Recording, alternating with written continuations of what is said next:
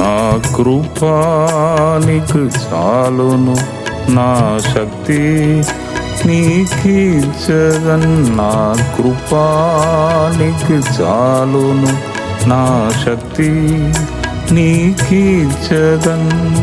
Grace grace కృపా కృపా, grace grace కృపా కృపా, గ్రేస్ గ్రేస్ కృపా కృపా, గ్రేస్ గ్రేస్ కృపా కృపా. నా కృపా నీకు చాలును, నా శక్తి నీకిచ్చదన్. నా కృపా నీకు చాలును, నా శక్తి నీకిచ్చదన్. ఈ దినము మీకు వచ్చుచున్న మాట ఏమిటి అంటే, మన సహోదరులు డిజిఎస్ దినకరన్ గారు జూలై 1వ తేదీన వారి యొక్క జన్మదినం. ఆ జన్మదినమును జ్ఞాపకం చేసుకొని చాలా ప్రజలు ప్రపంచంలో చాలామంది ఆ దినమును జ్ఞాపకం చేసుకున్నారు. నేను కూడా జ్ఞాపకం చేసుకున్నా. ఎందుకంటే వారి ద్వారా నేను మేలు పొందాను. వారి యొక్క మాటలచే, ప్రసంగముచే మేలు పొందాను. కాబట్టి దేవుడు వారి ద్వారా నాకు ఇచ్చిన ఆ మేలుని ఎప్పుడు మర్చిపోవద్దు, కృతజ్ఞత కలిగి ఉండాలని వారి యొక్క జన్మదినంలో వారి జీవితంలో వారి యొక్క సేవను నేను జ్ఞాపకం చేసుకున్నాను. బైబిల్ గ్రంథంలో అద్భుతమైన ఒక మాట ఉంది. హెబ్రీయులకు రాసిన పత్రిక 11వ అధ్యాయం 4వ వచనంలో నేను మీ కొరకు చదువుచున్నాను, వినండి. విశ్వాసమును బట్టి హేబేలు కాయును కంటే శ్రేష్టమైన బలి దేవునికి అర్పించెను. దేవుడు అతని అర్పణలను గూర్చి సాక్ష్యం ఇచ్చినప్పుడు అతడు ఆ విశ్వాసమును బట్టి నీతిమంతుడని సాక్ష్యము పొందెను. అతడు మృతి నొందియు ఆ విశ్వాసము ద్వారా మాట్లాడుచున్నాడు. ఒక లైన్ అయితే చాలా ఇంపార్టెంట్. ఏమిటి అంటే లాస్ట్ లైన్ ఏ రాసి ఉన్నదంటే, మృతి నొందియు విశ్వాసం ద్వారా ఆయన ఏమున్నదంటే మాట్లాడుచున్నాడు. ఆయన చనిపోయినా ఇప్పుడు కూడా ఆయన మాట్లాడుచున్నాడు. ఎందుకంటే నీతిమంతుడని దేవుని చేత ఒక సాక్ష్యమును పొందాడు. కాబట్టి ఇప్పటి వరకు మాట్లాడుచున్నాడు అను విషయము అక్కడ చెప్పబడి ఉన్నది. అంటే నీతిమంతులు మృతి నొందిన, అంటే ఈ లోకాన్ని విడిచి వెళ్ళిన వారి యొక్క మాటలు, ప్రసంగము, వారి యొక్క ఆలోచన మనతో అది మాట్లాడుతూ ఉంటుంది. ఒక అద్భుతమైన వాక్యమును యేసుప్రభువు చెప్పాడు. నేను మిమ్మల్ని ఏర్పరచుకున్నాను, మీరు నన్ను ఏర్పరచుకోనలేదు. నేను మిమ్మల్ని ఏర్పరచుకున్నాను. ఎందుకు ఏర్పరచుకున్నాను? మీరు ఫలించుటకు, ఆ ఫలము నిలిచి ఉండుటకు నేను మిమ్మల్ని ఏర్పరచుకున్నాను. నిలిచి ఉండుటకంటే ఫలించుటకు, నిలిచి ఉండుటకంటే అంటే అయిపోయిన తర్వాత కూడా అది మాట్లాడుతూ ఉంటుంది. అదే నిలిచి ఉండడం. అబ్బా, పలానా వ్యక్తి కట్టాడండి ఈ ల్యాండ్, ఈ బిల్డింగ్, పలానా వ్యక్తి ఈ బ్రిడ్జ్ కట్టాడండి, వారు సీఎంగా ఉన్నప్పుడు ఇది జరిగిందండి, ఇది చేశారండి, ఈ పథకం పెట్టారండి అని వారు మృతి నొందిన తర్వాత కూడా మాట్లాడడం, దాని గురించి మాట్లాడడం. ఫలించుటకి, ఆ ఫలము నిలిచి ఉండుటకి నేను మిమ్మల్ని ఏర్పరచుకున్నాను అని ప్రభు అంటున్నాడు. కాబట్టి డిజిఎస్ దినకరన్ గారు వారు నీతిమంతుడా? డిజిఎస్ దినకరన్ గారి మీద కూడా చాలా మంది వ్యతిరేకంగా మాట్లాడుతున్నారు కదా, ఆయన నీతిమంతుడా కాదా అని కూడా ఒక వెంటనే అనుమానం వస్తుంది. అనుమానం వచ్చుచున్న కాలం ఇది. అనుమానం వచ్చినా దానిని మనము సరి చేసుకోవాలి. అంటే అనుమానం అనేది అందరికీ వస్తుంది, నాకు కూడా వస్తుంది. కానీ దానిని మనం సరి చేసుకోవాలి. దేవుని వాక్యం ద్వారా మనము దానిని తెలుసుకొని సరి చేసుకోవాలి. అంటే ఒక దైవజనుడు నీతిమంతుడుగా ఉండనే సేవ చేయగలడు, సేవలో కొనసాగి ముందుకు వెళ్ళగలడు, లేకపోతే చేయలేడు. నీతిమంతుడుగా ఉండాలి. నీతిగా ఉండనే హృదయమును చక్కగా ఉంచుకుంటేనే ప్రజల ఎదుట నిలబడగలడు, లేకపోతే నిలబడలేడు. హృదయం చెప్తుంది, అయ్యో నీవు సరిచేసుకోయ్యా, దేవుని దగ్గర వెళ్ళి క్షమాపణ అడుగు, నిన్ను దేవునితో సరిచేసుకో నీ హృదయమును, ఆ తర్వాత వాక్యం చెప్పు అని ఇట్లా మాలో ఆ గద్దింపు అనేది పరిశుద్ధాత్మ ద్వారా తప్పకుండా ఉంటుంది. కాబట్టి నీతిమంతుడుగా ఒకవేళ మనము జీవిస్తేనే సేవ చేయగలం. కాబట్టి డిజిఎస్ దినకరన్ గారు సేవ చేసినప్పుడు వారు ఎంత నలిగిపోయారో, నీతిగా నడుచుటకు, నీతిగా దేవుని సన్నిధిలో ఉండుటకు, ప్రజలు ఎదుట చక్కగా నిలబడి మాట్లాడుటకు ఎంత నలిగిపోయారో. అది చాలా ఈజీ పని కాదు, చాలా కష్టం. అవును, ఎప్పుడు చూసినా ప్రార్థన ప్రార్థన ప్రార్థన, గంటల ప్రార్థన. దేవుని సన్నిధిలో కరెక్ట్గా ప్రజలకు ఏం చెప్పాలి, ఏం మాట్లాడాలని కరెక్ట్గా ఆయన తీసుకొని వస్తాడండి. ప్రతి ప్రసంగం కూడా ఏదో అది మాట్లాడాము, ఇది మాట్లాడాము, ఇంతకుముందు చెప్పినదే చెప్పాము అని కాదు. ప్రతి ప్రసంగం కూడా ఒక సబ్జెక్ట్ తీసుకొని దేవుని సన్నిధిలో సమయం గడుపుతూ మాట్లాడుతూ ఉంటారు. కాబట్టి నీతిమంతుడుగా ఉండనే వారు అలా చేయగలరు, లేకపోతే చేయలేరు. నేను అప్పుడప్పుడు చెప్తూ ఉంటాను, ఈ లోకంలో ఉన్న ప్రజలందరూ గోల్డ్ కాదు, 24 క్యారెట్ గోల్డ్ కాదు. మనమే గోల్డ్ అయితే దేవుడు అవసరమే లేదు. పాపులకే దేవుడు అవసరం, దుఃఖంలో ఉన్నవారికి దేవుడు అవసరం, వ్యాధితో ఉన్నవారికి దేవుడు అవసరం, కురింగిపోయిన వారు, జీవితంలో విరక్తి చెంది ఇంక చనిపోతే మంచిది అటువంటి తలంపుతో ఉన్నవారికే దేవుడు అవసరం. కాబట్టి వైద్యుడు ఎవరికి అవసరం? రోగులకి అవసరం. పాపులకే దేవుడు అవసరం. పాపాలను క్షమించుటకి, ధైర్యముని ఇవ్వటకి, రక్షణ సంతోషముని ఇవ్వటకే దేవుడు ఒక వ్యక్తికి అవసరం. కాబట్టి మనము గోల్డ్ కాదు, ఏదో ఒక బలహీనత ఉంటుంది. ఎక్కడ వెదకి చూస్తే ఎక్కడో ఒక చిన్న పొరపాటు, బలహీనత ఉంటుంది. కాబట్టి కానీ వారు సేవ చేశారు కాబట్టి తప్పకుండా నలిగిపోయి సాక్రిఫైస్ చేసుకొని నీతిగా బ్రతుకుటకు కష్టపడి బ్రతికి ఉండవచ్చు, లేకపోతే వారు సేవ చేయలేరు. కాబట్టి ఈ దినము నేను జ్ఞాపకం చేసుకుంటున్నాను, మీరు కూడా నాతో కలిసి డిజిఎస్ దినకరన్ గారిని జ్ఞాపకం చేసుకోవాలి. 17 సంవత్సరాలు అయింది వారు దేవుని రాజ్యానికి వెళ్ళి. కానీ మనము వారిని జ్ఞాపకం చేసుకోవాలి.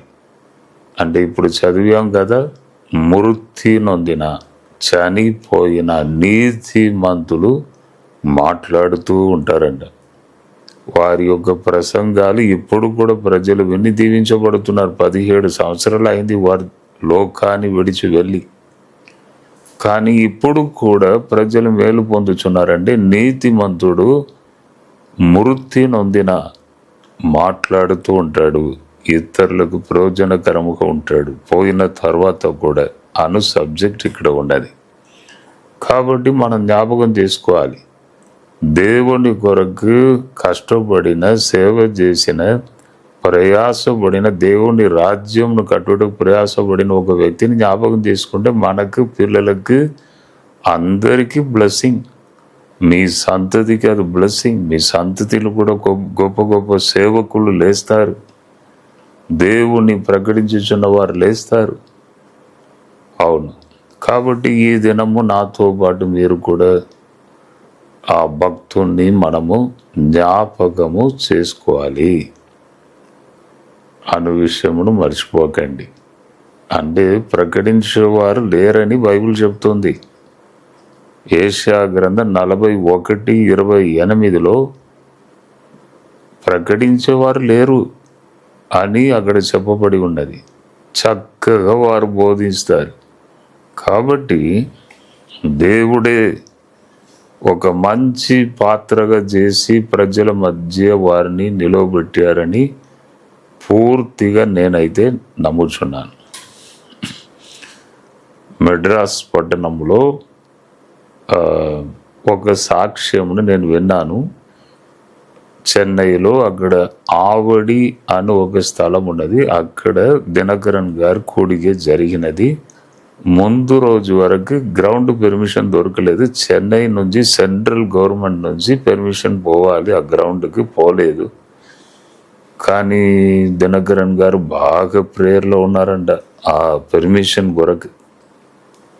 లాస్ట్లో ఏం జరిగిందంటే ఒక్క దినం ముందు పెర్మిషన్ ఇచ్చారు. వెంటనే సరే ఈ గ్రౌండ్ నుంచి ఆ గ్రౌండ్ను మార్చడం అంటే లాస్ట్ టైంలో చాలా కష్టమే. కానీ విశ్వాసంతో మార్చారు. మార్చిన తర్వాత కూడా ఆ గ్రౌండ్ మొత్తం నిండిపోయిందంట. అద్భుతమైన సందేశం తన దాసుని ద్వారా దేవుడు మాట్లాడాడు. అప్పుడు ఒక హిందూ సహోదరుడు అంటే పూజ చేసేవారు, అంటే హిందూ గుడిలో పూజ చేస్తారు. ఒక దానిని తమిళ్లో ఏమంటారంటే పూజారి అంటారు.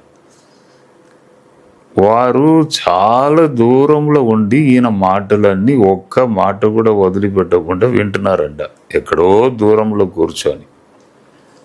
అప్పుడు దేవుడు ఆ సహోదరునితో మాట్లాడి ఆయన హృదయమును తాకి వెంటనే అక్కడి నుంచి పరిగెత్తుకొని వచ్చిందంట. ఎవరయ్యా ఈ బోధ చేసిన వ్యక్తి? ఎవరయ్యా? అబ్బా ఎలా మాట్లాడిండు, ఎన్ని వాక్యాలు చెప్పాడు బైబుల్ గ్రంథం నుండి, నన్ను టచ్ చేసింది ఈ మాటలు. ఎవరయ్యా ఈ వ్యక్తి అని చెప్పి అక్కడ స్టేజ్ పక్కకు వచ్చి అందరితో ఇలా మాట్లాడుతుండే అందరికీ పెద్ద షాక్ అయిందంట. అంటే చక్కగా వాక్యమును బోధించుచున్న ఒక మంచి సేవకుడు. అవును, అటువంటి వారు మళ్ళీ దొరకడం కష్టం. అట్లా దేవుడు ఆయనని మంచిగా వాడుకున్నాడు. మంచిగా గొప్ప గొప్ప కార్యాలు ఆయన ద్వారా జరిగినవి. అంటే నేను చిన్నగా ఉన్నప్పుడు నేను గమనించాను, వారు 3 months ఒకసారి ఒక్కొక్క డిస్ట్రిక్ట్లో ఒక్కొక్క పెద్ద మీటింగ్ పెడతారు తమిళనాడులో. ఒక్క మీటింగ్ అందరికీ బూస్ట్ ఇస్తుందండి. అంటే 3 days పెట్టినా 4 days పెట్టినా మంచి వాక్యం తీసుకొని, సబ్జెక్ట్ తీసుకొని ప్రజలతో మాట్లాడితే అబ్బా, ఒక్కొక్కరు స్పిరిచువల్గా ఆత్మీయ జీవితంలో మంచిగా ఎదుగుటకి వారందరూ బలం పొందుతారు, ఆ సిటీలో ఉన్న వారందరూ. అటువంటి అద్భుతమైన కోడికలు వారు ఇప్పుడు మన మధ్య లేరు. కానీ ఆ జన్మదినమును మనం జ్ఞాపకం చేసుకొని దేవుని స్తుతిస్తున్నాం. దేవా, అద్భుతమైన ఒక వ్యక్తిని మాకు నీవు ఇచ్చావు, మేము మేలు పొందాం అని మనం జ్ఞాపకం చేసుకుంటున్నాం. అది మన ఫ్యామిలీ, మన పిల్లలకి అది గొప్ప దీవెనలు. ఎవరు లేరు, ప్రకటించేవారు లేకపోతే ఎలా వింటారు? ప్రకటించేవారు తప్పకుండా కావాలి. ప్రకటించేవారు లేకపోతే ఇంకా అంతే. తరువాత కృతజ్ఞత కలిగి ఉండాలి. ఎవరి ద్వారా మనం మేలు పొందుచున్నాం, దేవుడు ఎవరి ద్వారా మాట్లాడి మనలను బలపరిచాడు, వారిని ఎప్పుడు కూడా మర్చిపోవద్దండి. అందుకే నేను ఈ వీడియో చేశాను. వారి ద్వారా మేలు పొందాను. సమాధానకర్తయుగా అధిపతి అని ఒక సందేశం ఆయన మాట్లాడితే ఆ సందేశం ద్వారా దేవుడు నాతో మాట్లాడి నన్ను పట్టుకున్నాడు. వారి యొక్క బిడ్డ మరణించక మునుపు మాట్లాడిన ఒక సందేశం చాలా భయంకరంగా ఉంటుంది. ఆ స్పీచ్ అయితే చాలా భయంకరంగా ఉంటుంది. ఆ స్పీచ్ను విని నేను మార్పు చెందాను. కాబట్టి వారిని ఎప్పుడు నేను మర్చిపోకూడదు. కృతజ్ఞత. యేసు ప్రభు 10 మంది కుష్ఠరోగులను బాగు చేసి ఒక్క వ్యక్తి యేసు ప్రభు దగ్గర వచ్చి, దేవా వందనాలయ్యా, థ్యాంక్స్ అయ్యా అని చెప్తే యేసు ప్రభు వెంటనే అడుగుతారు, అవును 10 మంది కదా, నీ ఒక్కరే వచ్చావు, 9 మంది ఎక్కడ? వారు కృతజ్ఞత వారికి లేదా? వారు రాలేదా? నీ ఒక్కరే వచ్చావు అని ప్రభు అడుగుతాడు. అంటే అర్థం ఏమిటి? కృతజ్ఞత ఉన్నదా లేదా అని దేవుడు చూస్తున్నాడు. కృతజ్ఞత కలిగి ఉండాలి. వారి ద్వారా మేలు పొందాను కాబట్టి ఆ కృతజ్ఞతతో నేను ఇలా ఈరోజు మీతో మాట్లాడుతున్నాను. తర్వాత ఆంధ్రప్రదేశ్లో ఎక్కడ వచ్చినా నా కారును వారికి పంపిస్తాను. వారు ఎప్పుడు కూడా అడగరు, కానీ నేను ఆ మీటింగ్ జరుపుచున్న వారితో మాట్లాడి నా కారును వారికి మన స్టేట్లో ఎక్కడ వచ్చినా పంపిస్తాను. అంటే కృతజ్ఞత. కాబట్టి మనము కూడా కృతజ్ఞత కలిగి ఉండాలి. ఎవరి ద్వారా మేలు పొందాం వారిని మర్చిపోవద్దు, జ్ఞాపకం చేసుకోవాలి. కాబట్టి ఈ దినము ఈ గొప్ప దైవజనుణ్ణి మనము జ్ఞాపకం చేసుకోవాలి. జ్ఞాపకం చేసుకొని మనము ప్రార్థన చేస్తాం. తప్పకుండా దేవుని దీవెనలు మీపై, మీ కుటుంబంపై తప్పకుండా ఉంటుంది. ప్రార్థన చేద్దామా? మా పరలోకపు తండ్రి, మేము కొన్ని మాటలు ఆ గొప్ప దైవజనుని గురించి మేము మాట్లాడాము. అవును, నీతిమంతులు చనిపోయిన తర్వాత కూడా మాట్లాడతారు అనే మాటను మేము విన్నాం. మేము కూడా నీతిగా బ్రతకాలి. మాలో ఏదైనా తప్పుండే క్షమించండి, పరిశుద్ధపరచండి, నీ రక్తం ద్వారా కడగండి తండ్రి.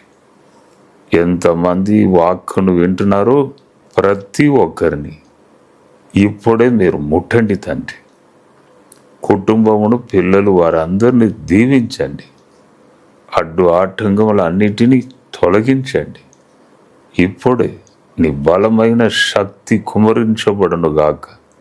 ప్రతి ఒక్కరి మీద నీ శక్తి కుమరించబడును గాక. ఇప్పుడే ప్రభువా ముట్టండి తండ్రి. ఆరోగ్యం దయచేయండి, నెమ్మది దయచేయండి, ప్రశాంతత దయచేయండి. కుటుంబము, పిల్లలు, వారి యొక్క భద్రత, కాపుదల అన్నీ దయచేసి వారిని దీవించండి తండ్రి. ఘనత, మహిమ నీకే మేము చెల్లిస్తున్నాం. యేసు నామంలో అడిగి వేడుకొనుచున్నాను తండ్రి, ఆమేన్. జడ్సన్ అబ్రహాం యూట్యూబ్ ఛానల్ని సబ్స్క్రైబ్ చేసుకోండి, లైక్ చేయండి, షేర్ చేయండి. తెలిసిన వారికి చెప్పండి, సబ్స్క్రైబ్ చేసుకోమని చెప్పండి. ప్రభు మిమ్మల్ని దీవించును గాక. God bless you, God bless you, God bless you. సోలిపోవలదు మనసా, సోలిపోవలదు, సోలిపోవలదు మనసా, సోలిపోవలదు. నిన్ను గని పిలచిన దేవుడు విడచిపోవునా? నిన్ను గని పిలచిన దేవుడు విడచిపోవునా, సోలిపోవలదు మనసా, సోలిపోవలదు, సోలిపోవలదు మనసా, సోలిపోవలదు.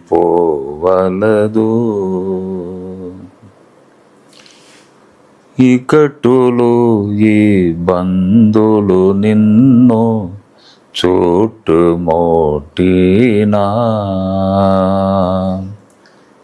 ఇకటులు ఈ బంధులు నిన్ను చుట్టుముట్టినా, ప్రియుడు నిన్ను చేరదీసిన ఆనందం కాదా, ప్రియుడు నిన్ను చేరదీసిన ఆనందం కాదా, సోలిపోవలదు మనసా, సోలిపోవలదు, సోలిపోవలదు మనసా, సోలిపోవలదు.